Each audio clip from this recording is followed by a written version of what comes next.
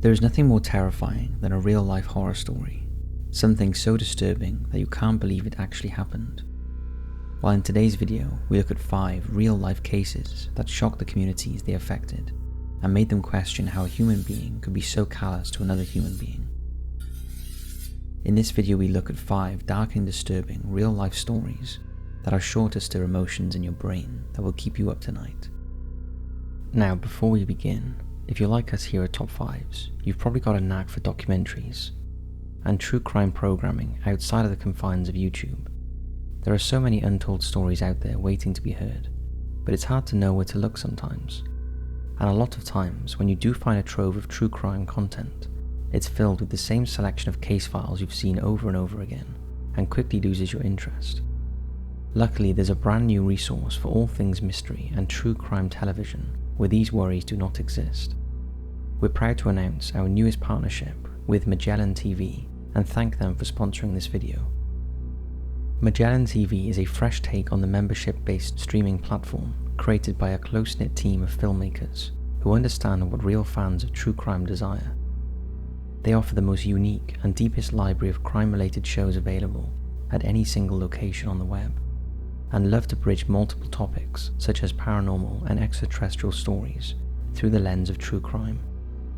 And if true crime isn't your first cup of tea, they also withhold documentaries covering subjects such as science, nature, and outer space, with zero limits on imagination across 3,000 titles.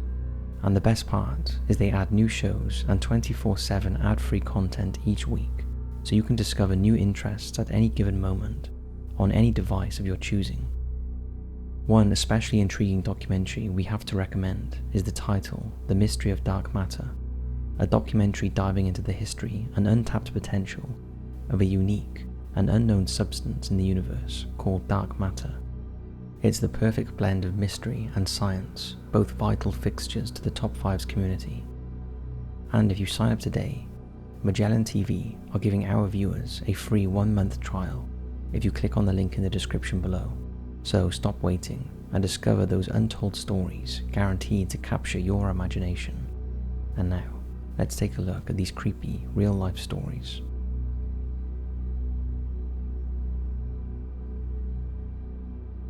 Attempted murder turned meme. This next one is an ongoing saga of misguided heroism, in which a young woman who tries to brutally murder her boyfriend gains a cult following amongst the Japanese meme community. It all began on May 23, 2019, when 21-year-old Yuka Takaoka was arrested for brutally stabbing her boyfriend, 20-year-old Phoenix Luna. The gruesome photos that were released in the aftermath showed Yuka sitting in the lobby next to her horribly wounded lover, completely drenched in his blood, casually smoking and talking on her mobile phone to an unknown person. The photograph soon went viral, but instead of people being repulsed by the image, the online anime community in Japan sanctified Yuka as the manifestation of a real-life yandere, a character from the world of anime. Such a character, typically female, turns to homicidal violence in the pursuit of love. Since the attack, dozens of Instagram accounts have sprung up in support of Yuka, and her besotted supporters claim she is too beautiful to be an attempted murder suspect. A donation page was even set up to support Yuka that raised over $3,000. Yuka and Phoenix both worked in hostess clubs in the Kabukicho district in Shinjuku, Tokyo. Yuka was a manager of a so-called girls' bar, and Phoenix was a bar host at Fusion nightclub. Hostess clubs are famous in the nightlife industry of East Asian countries, where male and female hosts are paid to keep guests company and entertain them. Yuka and Luna had recently started dating, but Yuka had grown increasingly jealous of the female attention her boyfriend received as a host. And when he arrived at her home late on May 23rd, and the couple had an argument about a photo of a woman Phoenix had on his phone, the couple went to bed, but Yuka waited for her boyfriend to fall asleep before viciously slicing open his stomach with a kitchen knife. Phoenix woke up terrified and managed to escape to the first floor lobby of the apartment block and call emergency services, and that is when the horrific photo was taken. Phoenix was later rushed unconscious to hospital. After the sick image started circulating and Yuka was arrested, media reports emerged stating that Yuka told investigators, Since I loved him so much, I just couldn't help it. I was sad and seeking to die, and I thought about how I would like to go about it. I thought I would like to kill him because I thought that was how I could be with him. I thought that expressions such as "I like you" and "I would like to be with you" would become a reality if we both die. Fortunately, Phoenix survived the attack after initially only being given a 20% chance. And he popped up on Twitter on July 1st, 2019, tweeting, "Sorry guys, but I survived this one." Despite his trauma, Phoenix Luna showed no ill will towards Yuka and told reporters, "I don't hold a grudge. There was a reason for her to stab me. It was also thanks to her that I was able to achieve the sales I did in less than a year since returning as a host." Yuka has been charged with the attempted murder of Phoenix Luna and is currently in custody awaiting her court date. Meanwhile, her crime and misplaced admiration lives on in the form of the many memes and artwork created of her crime.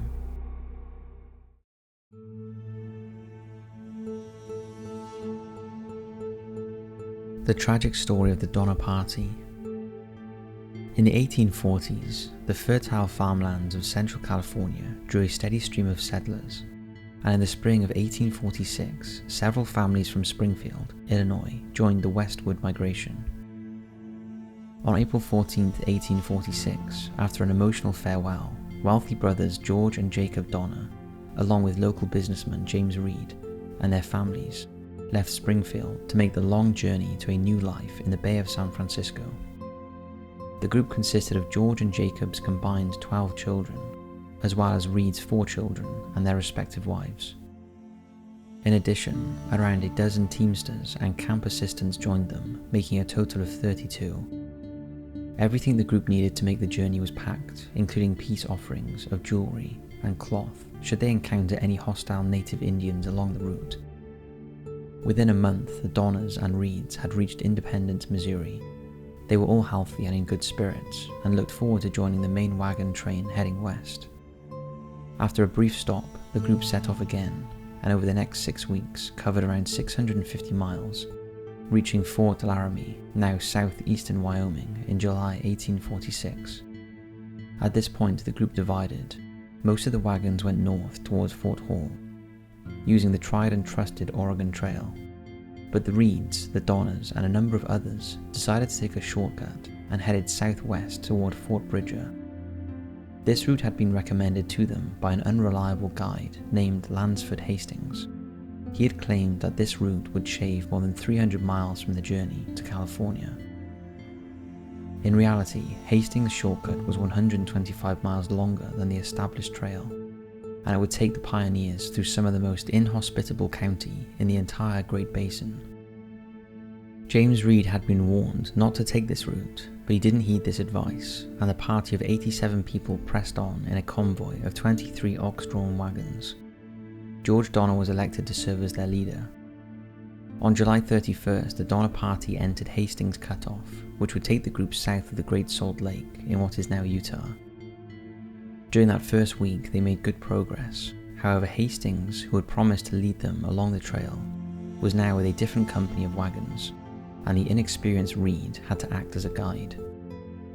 By the time they reached the Great Salt Lake Desert on August 30th, they were already 2 weeks behind schedule. But Hastings had assured them that they would be able to cross the desert in just 2 days. But instead the journey took 5 days, and the party lost dozens of cattle in the desert, and several wagons had to be abandoned. By the time the Donner Party reached the Humboldt River, where the shortcut rejoined the main California Trail, it was late September. All the other migrants of 1846 had already completed their journeys to California, and for the Donner Party, it was now a race against time before the winter weather set in. The migrants were exhausted and tensions were running high, and on October 5th, an altercation between Reed and a teamster ended with Reed fatally stabbing the man. The horrified migrants called for Reed to be hanged, but instead they expelled him from the group, leaving him just with a horse. Reed continued his journey west alone, while the rest of his family remained with the Donner Party. As the party began their climb up the Sierra foothills, their food supply was running low, and several of their oxen were already dead or had wandered off. By this point, they had hidden or buried virtually all their possessions, except the barest essentials necessary for survival. On October 31st, the exhausted migrants approached what is now known as Donner Pass across the Sierra Nevada, and found their passage blocked by deepening snow. Most of the party decided to build makeshift shelters near what is now known as Donner Lake.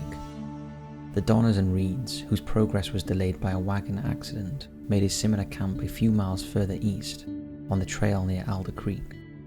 By now, all the migrants were in dire trouble. On November 20th, 1846, Patrick Breen, whose family had joined the party in Independence, Missouri, began a diary which he continued to write until March 1st, 1847. His account would provide the only contemporary written record of the Donner Party's ordeal. On December 15, 1846, the first recorded death at the lake camp occurred, when Bayless Williams, an employee of the Reed family, died of malnutrition. His death was the first of many.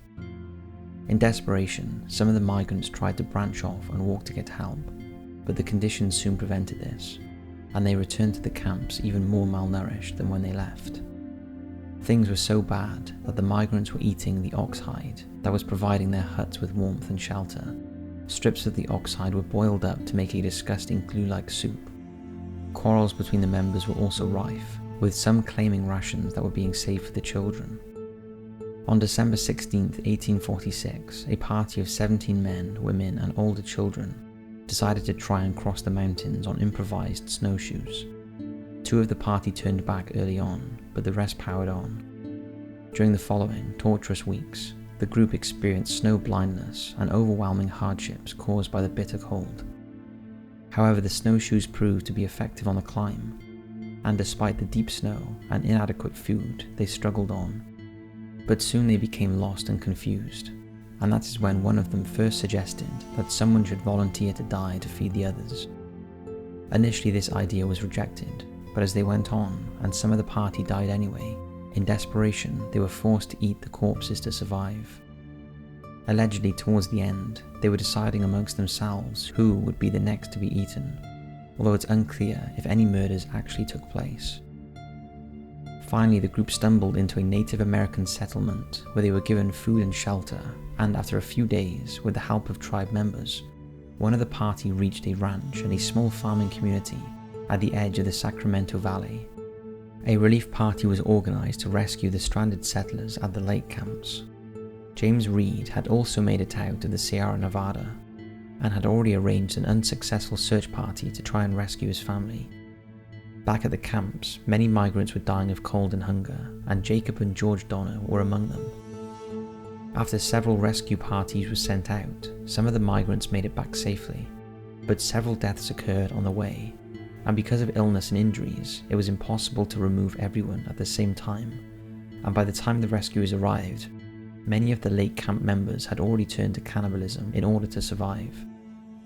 The last of the survivors did not leave the lake camp until April 1847. Of the 87 migrants in the river camps, only 48 survived. All of the Reed and Breen family lived, but Jacob and George Donner and their wives all perished. Some of their children survived, but were left orphaned.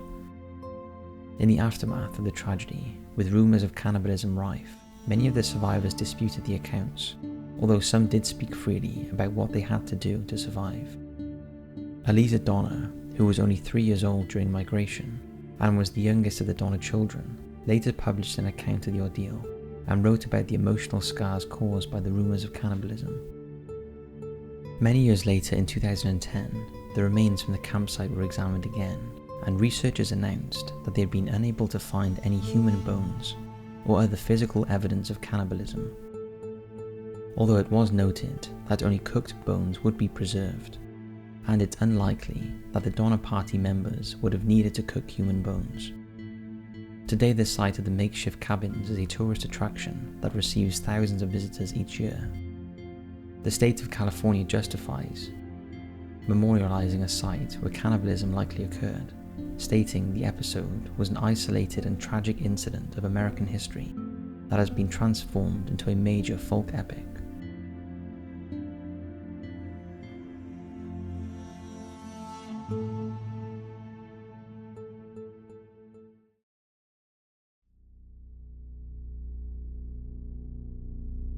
Belle Elmore. Now this next one is a bit of a blast from the past, but is a case we've never covered on Top 5s, so thought we would have a look, as there has been a recent twist in the story. Kunigunde Makamotzi was the daughter of a Russian-Polish father and German mother. She went by various aliases, including Belle Elmore and Cora Turner. Bella was her stage name, however the aspiring music hall artist had little or no talent, so rarely found work. In 1893, under the name of Cora Turner, she married a homeopath and medicine dispenser, Hawley Harvey Crippen, in New Jersey City. Cora was Crippen's second wife. His first wife, Charlotte, had died of a stroke in 1892, and after her death, Crippen had moved to New York and left the care of his 2-year-old son Hawley Otto to his parents in California. In 1897, Crippen and Cora moved to London, although his US medical qualifications were not sufficient to allow Crippen to practice as a doctor in the UK, so he found work as a distributor of patent medicines, while Cora continued to pursue her stage career. By all accounts, Cora was an overbearing woman who liked to socialize and had several affairs, but nevertheless, her husband tried to support her as much as he could, and eventually it cost him his job, as he was spending so much time trying to manage her career. In 1900, Crippen found work again as the manager of Druett's Institution for the Deaf. By 1905, the Crippens' marriage was in trouble, and they moved to 39 Hilldrop Crescent in Holloway, London, where they took in lodgers to supplement Crippen's meagre income. Allegedly, Cora had an affair with one of these lodgers, and in turn Crippen started an affair with Ethel Leneuve, a young typist who worked at Druett's. For the next 5 years, the Crippens led separate lives and slept in separate beds. However, Cora still liked to throw dinner parties for her showbiz friends, and on the evening of Monday, the 31st of January 1910, 2 close friends of Cora, Paul and Clara Martinetti, came around for a meal. The couple left at around 1 AM on Tuesday the 1st of February, and all seemed well. That was the last time anyone saw Cora Crippen alive. Over the next few weeks, people began to ask where Cora was, and Crippen told a variety of stories about her whereabouts, but eventually said she had returned to America and died. Meanwhile, his lover moved into Hilldrop Crescent and began openly wearing Cora's clothes and jewelry. Cora's friends grew suspicious, and eventually one of them called the police. And on the 8th of July 1910, Chief Inspector Walter Drew knocked on the door of Hilldrop Crescent, where he found Ethel alone. Ethel told Drew he would find Crippen at work, so the inspector visited Crippen at his office, and the two returned together to Hilldrop Crescent, where Crippen happily showed the officer around the house. He also told Drew a different story about Cora's whereabouts, saying she had left him for another man. Chief Inspector Drew seemed happy with this explanation, and after a quick search of the house, left and asked Crippen to get his wife to contact him to confirm the story. However, Crippen and Ethel panicked and fled to Brussels, where they spent the night at a hotel before boarding the Canadian Pacific liner SS Montrose at Antwerp, bound for Canada.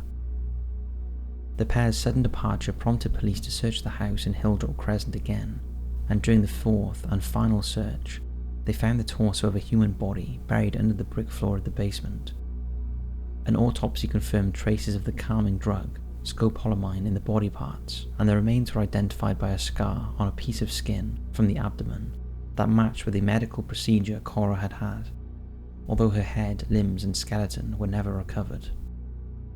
Meanwhile, Crippen, who had shaved off his mustache, and Ethel disguised as a boy, were crossing the Atlantic on Montrose, although passengers had noticed they looked overly affectionate for a father and son. A call had already been put out to ships about the two fugitives, and Captain Henry George Kendall recognized the pair. Just before steaming beyond the range of his shipboard transmitter, he sent a wireless telegram to the British authorities. Crippen would be the first criminal to be captured with the aid of wireless telegraphy. On receiving the message, Inspector Dew boarded a faster White Star liner, SS Laurentic, from Liverpool, and arrived in Quebec, Canada, ahead of Crippen. Dew then boarded the Montrose disguised as a pilot, and Crippen was invited to meet the pilots as they came aboard. Dew removed his pilot's cap and said, "Good morning, Dr. Crippen, do you know me? I'm Chief Inspector Dew from Scotland Yard." After a pause, Crippen replied, "Thank God it's over. The suspense has been too great. I couldn't stand it any longer." He then held out his wrists for the handcuffs. Crippen and Ethel were returned to Britain, where they stood trial at the Old Bailey, although none of the evidence presented seemed conclusive. But despite this, the jury found Crippen guilty of murder after just 27 minutes, and he was sentenced to death. Ethel was charged only with being an accessory after the fact and acquitted. Throughout the proceedings and at his sentencing, Crippen showed no remorse for his wife, only concern for his lover's reputation. On Wednesday, the 23rd of November 1910, 48-year-old Crippen was hanged at Pentonville, London. His last request was for a photograph of Ethel and some of her letters to be buried with him in his unmarked grave, a request that was granted. Over the years, questions have arisen about the investigation, trial and evidence that convicted Crippen.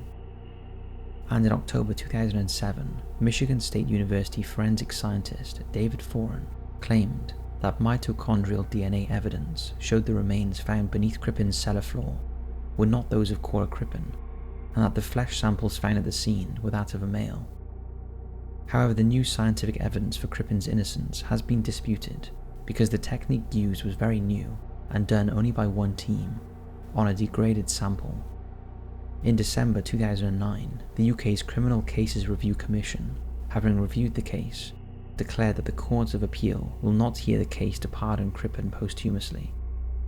Crippen's name has lived on, and between 1910 until 2016, a waxwork of Dr. Crippen was on display in the Chamber of Horrors at Madame Tussauds in London. But in a curious twist, during the Dogger Bank earthquake of 1931, the strongest earthquake ever recorded in the UK, the head of Crippen's waxwork fell off and rolled along the floor in what many believed was a message from the grave. There is no doubt the investigation into Cara's disappearance was less than perfect. So could they have hung an innocent man? What do you think?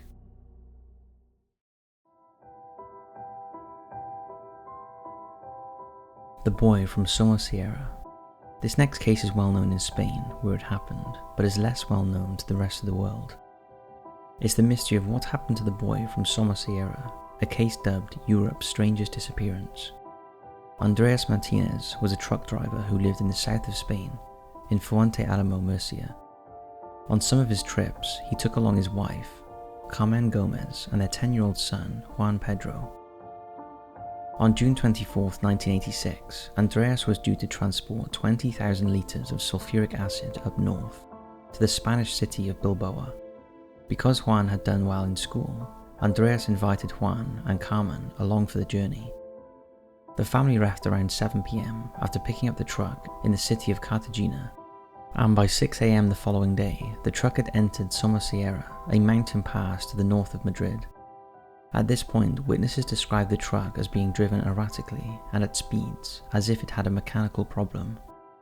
Soon after, the truck broke off another driver's car wing mirror, and then it bumped into another car from behind, causing it to crash head-on with the truck that was travelling in the opposite direction.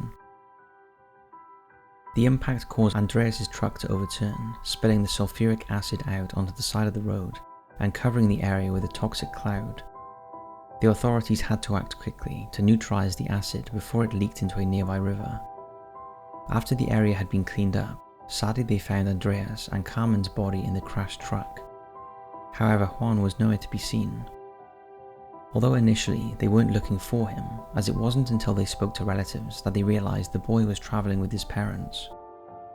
Investigators later re-examined the truck and surrounding area but found no signs of Juan Pedro. Thoughts turned to the possibility that the sulfuric acid had melted his body, although chemists later dismissed the idea, as he would have had at least left behind some hair, teeth or nails at the scene. Witnesses soon came forward and said the last time the family was seen was at a bar at around 5:30 a.m. on the morning of the crash, where there didn't appear to be anything untoward about their demeanour. After examining the truck, investigators discovered that there was nothing wrong with Andreas' truck, so there was no mechanical reason for him to be driving the way he was. However, his tachometer recorded that Andreas had stopped his truck 12 times as he went up the mountain during a period of 20 minutes, which does seem strange. To this day, nothing has been found of 10-year-old Juan, despite extensive investigations. So what happened to him? While there have been many theories, the most popular is that Juan was kidnapped and his father was pursuing his abductors when he crashed. This is kind of backed up by the driver of the car who Andreas hit, who told police he was assisted by a man and blonde-haired woman in a white van. The woman was allegedly a nurse and looked over the man's injuries before driving away. The same couple were also allegedly seen pulling up to Andreas's truck after the collision and took something out of the cab, possibly a package or even Juan. This does seem a little far-fetched, but not beyond the realms of possibility. Others have suggested drugs were involved, although the family have strenuously denied this. Another theory speculates that Juan Pedro might have survived the crash and climbed out of the truck, and while looking for help stumbled upon the white van couple, who then abducted him. Or that he was burned by the acid and stumbled out of the cab, tried to make his way to the river to soothe his skin. Although considering the massive search for Juan Pedro after it was discovered that he was missing, it seems likely that he would have been found had he wandered around the area and collapsed or died somewhere. But Juan Pedro's family are hanging on to the belief that he is still alive. It's been reported that in May 1987, a man in Madrid met a blind old woman and a boy who looked like Juan Pedro. The woman was an Iranian refugee looking for the American embassy. She said that she and her family had been in Spain for only 6 months, yet the boy she was with spoke fluent Spanish with an Andalusian accent just like Juan. When the man complimented the boy's strong Spanish, the old woman got nervous and wouldn't explain how he knew the language so well. Today, Juan Pedro would be 45 years old, and if he is still alive, how amazing would it be if he made contact?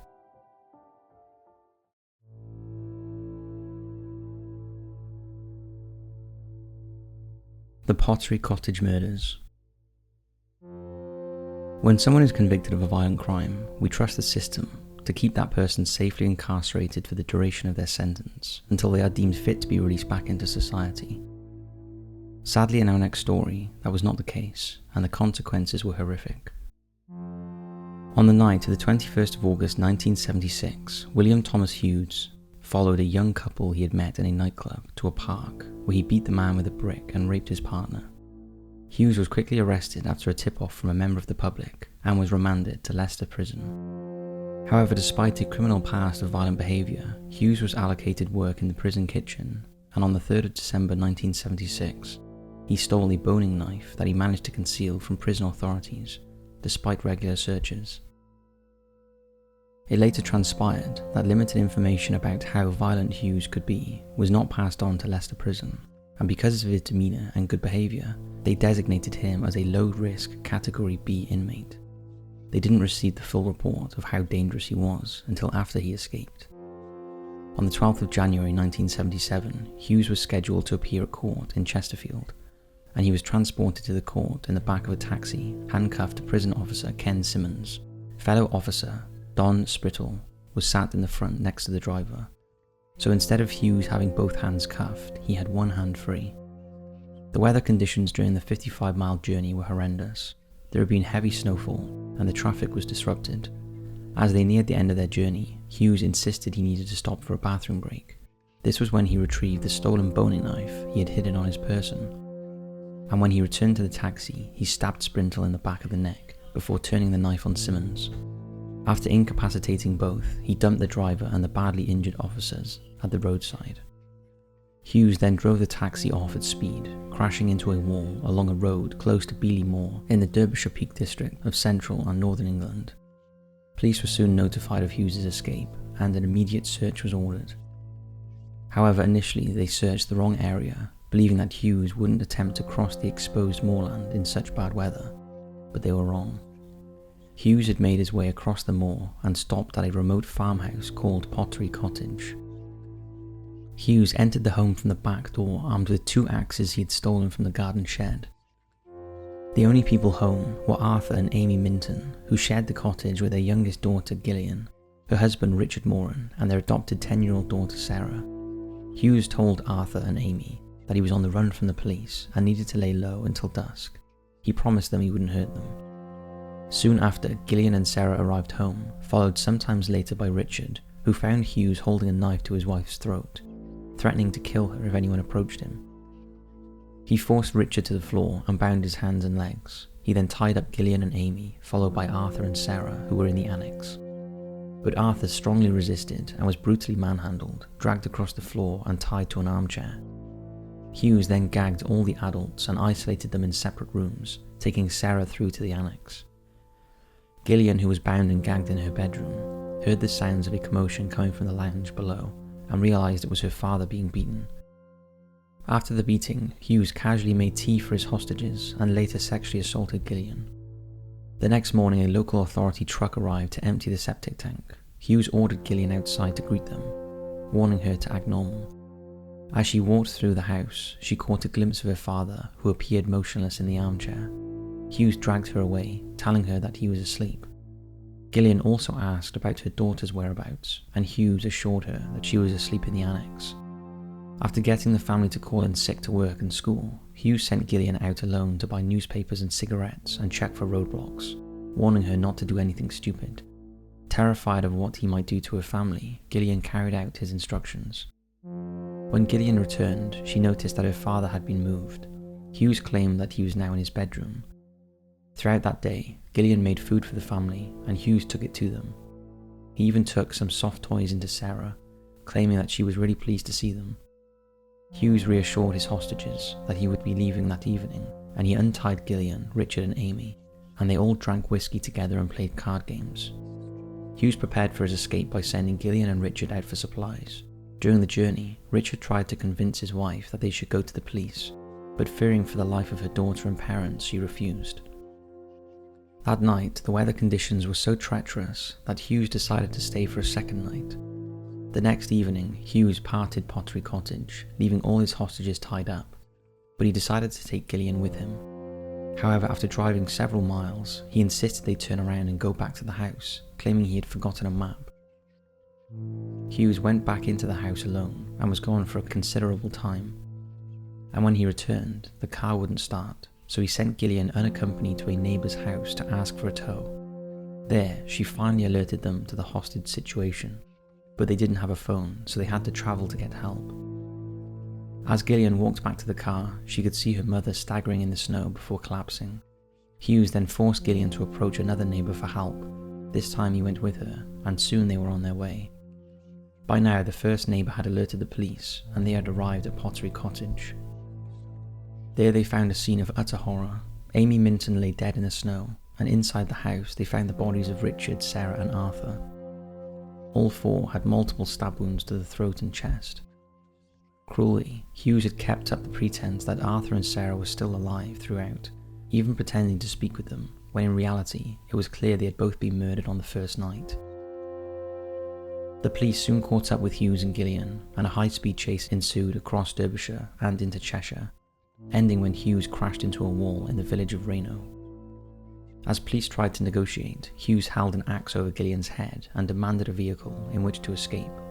To try and save Gillian's life, a car was provided. But when Hughes went to strike Gillian with the axe, police marksmen opened fire and shot Hughes dead. It was the first time an officer from Derbyshire Constabulary had shot anyone dead, and the first time British police had shot dead an escaped prisoner. Gillian was the only survivor. So that's it for this video, and remember, if you haven't already heard, we have a new channel solely dedicated to astronomy. If you have an interest in space, the unanswered questions of the universe, and our search for life out there, you'll love AccessAstronomy. Check it out in the description below, and as always, thanks for watching.